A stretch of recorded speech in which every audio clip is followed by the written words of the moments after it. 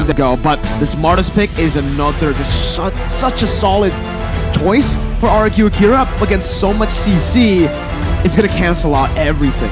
Yeah, I like it. We've seen now both team compositions here. Arashi, any final thoughts on the team composition you like the most? I feel like both teams are just so aggressive, but I feel like for RQ Akira, they have a bit more tools to work around with, a bit more crowd control immunity that will allow them to be a lot more dominant in the vision contesting. So I believe they have a bit of an edge here, but as you mentioned, both teams, they just seem very intent on just diving towards each other. Well, I gotta say, you know, with RRQ Akira here, they definitely have the tools they need. But I think the biggest thing, again, is that Marches pick, right? How do you utilize that? You're going to be able to dodge a lot of CC here. And then can you also utilize the Kaja pick? Because we've seen games where that struggled as well. But that's going to be it for the draft as we load up into the Land of Dawn. Ladies and gentlemen, the last day of the group stages. RRQ Akira versus S11 Gaming. Oh, you can already see the group up from both of the teams, right? They're just swapping sides right now as both teams, again, are just looking to just help their junglers get the buffs normally. Both junglers opting to go for the purple buff here. Yeah. So it's a very interesting path they're going to take. There's one thing that's very interesting though, yeah. Papa Dog. Is that it? Is that what I was going to point it out to you, man? Weapon mastery, right? He didn't go for it. He went for high and dry here, which is interesting. What do you think about this?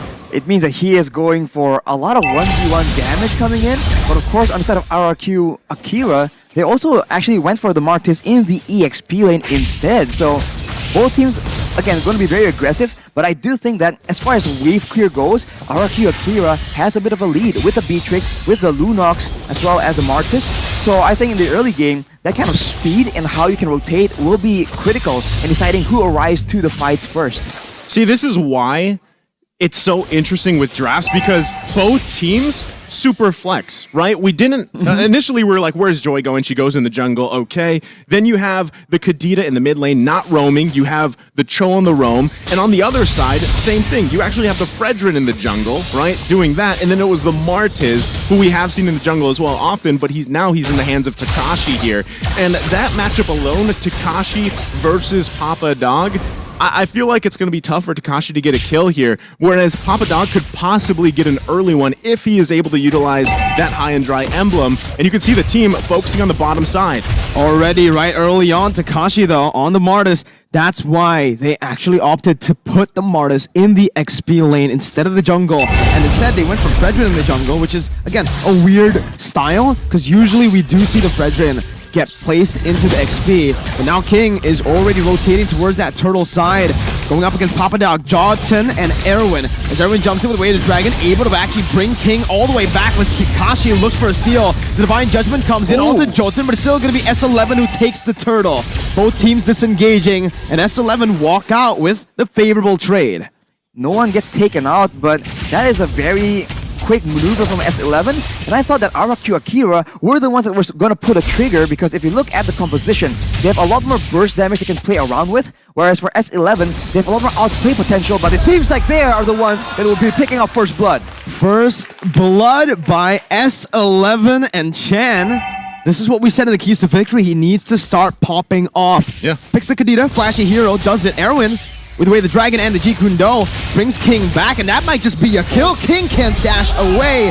Sagan tries to look for some compensation, but it is not enough just yet. S11 off to a great start here.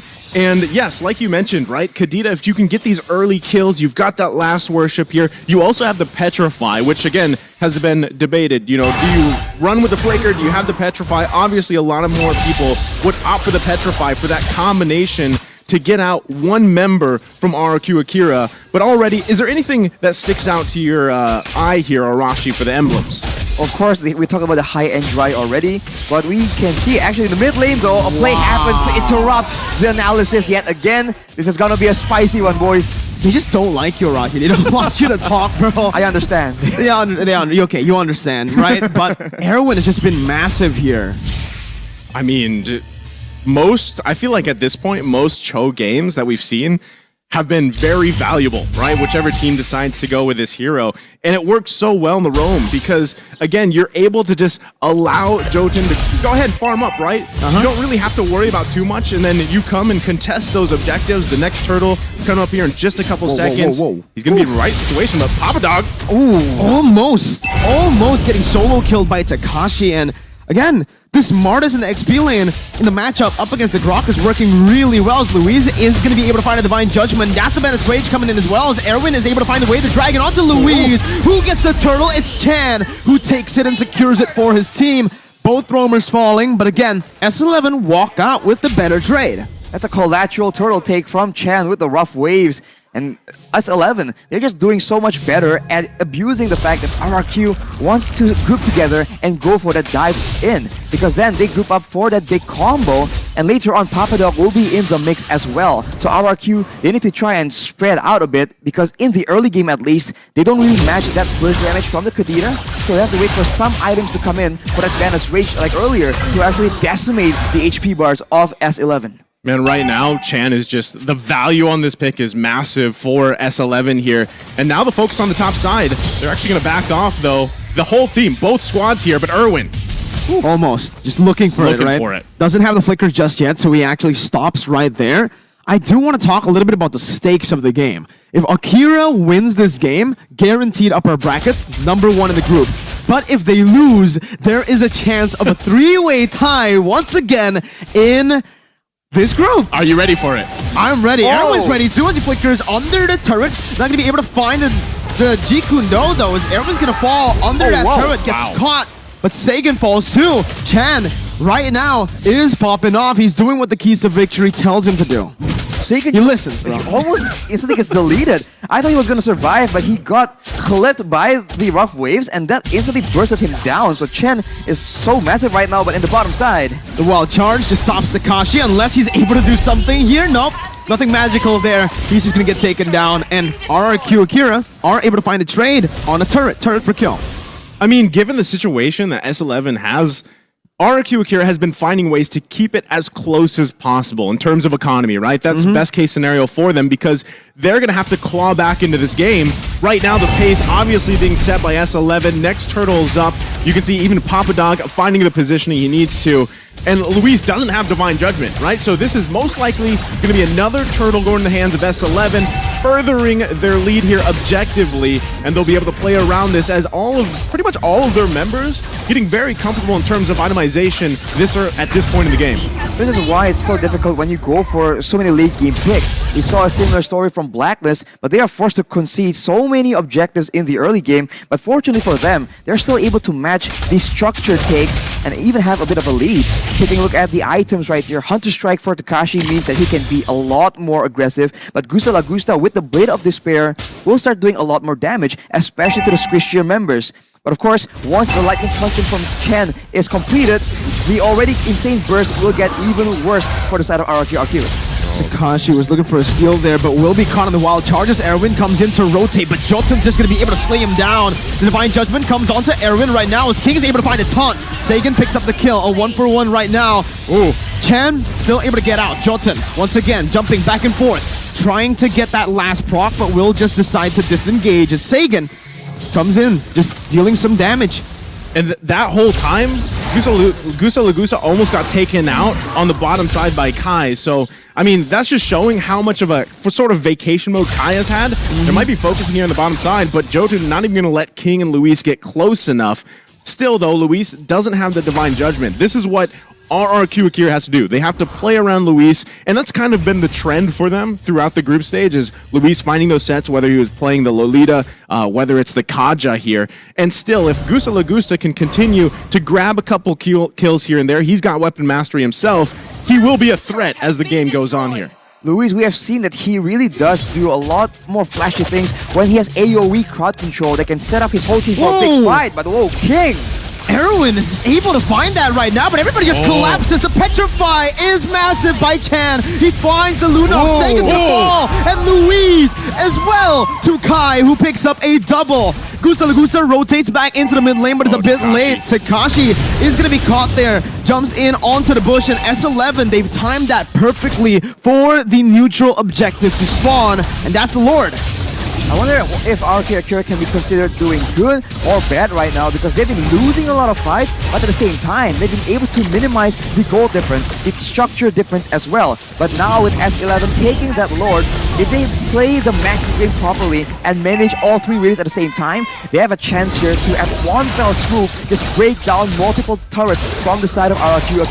Man, Erwin, still just finding these little moments here. We're going to take a look at the replay in just a second, presented by TikTok here. Look at that, right? This is what we call the TikTok play in the Philippines.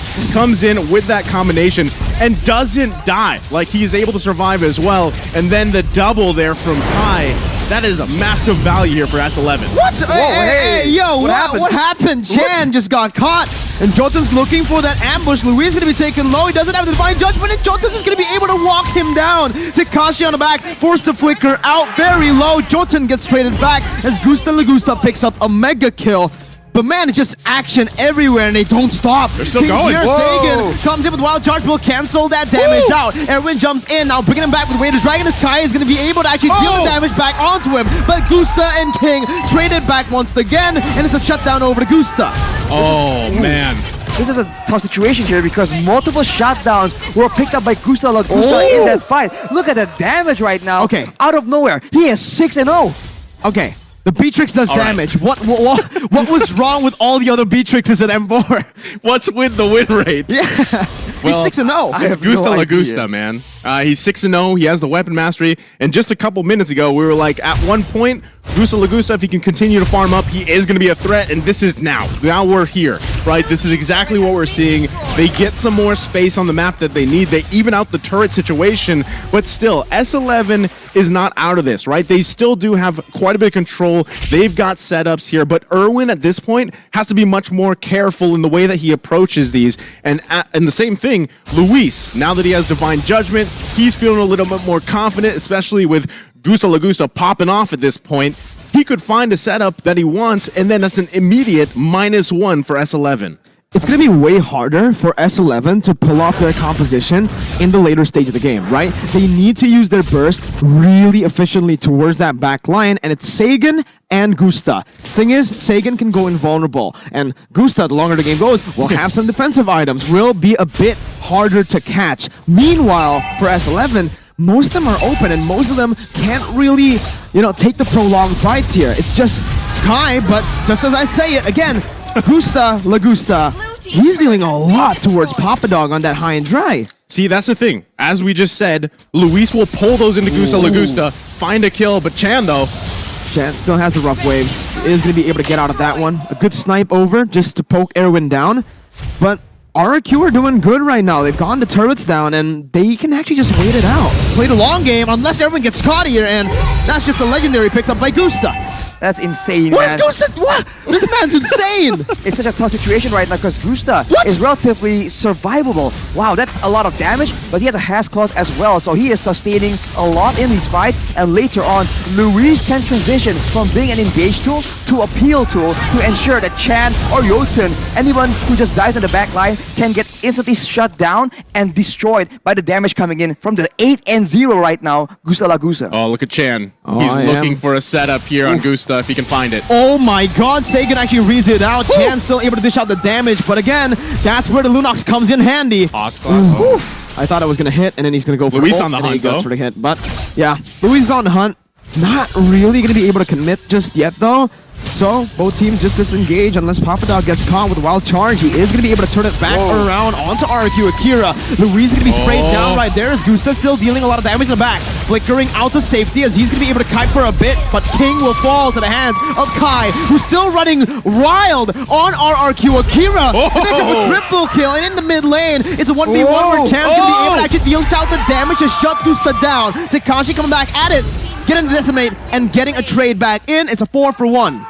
Out of nowhere. That's a 4-for-1 after securing the Lord. Both these teams right now, after taking a Lord, has gotten taken out very decisively. What is going on? Akira, they stood there with 2 members in that late game in a Lord push situation. I mean, now we've been talking about Gusta Lagusta, and Kai has heard it, and he's like, what about me, right? He's 7-1-3, just had a massive play there. So either way, this game can be anybody's game. S11 still in a good position, and a lot of it still. It's the same thing mirrored across these 2 team compositions. Who gets that pick off? Who finds a person out of their team? I mean, if it's Papa Dog, great, right? If he can get someone from RRQ Akira out of here, and that target is most likely probably going to be Takashi, as we see him trying to focus on these side lane pushes a little bit. But still, as we're about a little over a minute away from that next Lord, it is going to be crucial to who has the numbers advantage leading up to that objective. But taking a look at the items, how are things going here, Arashi? A Cursed Helmet and an Oracle for Jotun in the jungle. This is a bit of a hybrid build. He wants to do some damage. He needs to have enough to threaten the backline, but still be tanky enough to survive these big crazy fights. As I'm analyzing, the fight breaks open again, Mirko. That Divine Judgment was massive, finds the member, but Chan's gonna be able to trade it back. On the second, onto Gusta. Kai is still dashing away. Kai is the way of the dragon. Brings King back, locks him down for Jotun to deal the damage back in. Erwin with the Jikundo knocks him up. It's an upset in the making once again, as it's another 4-for-1.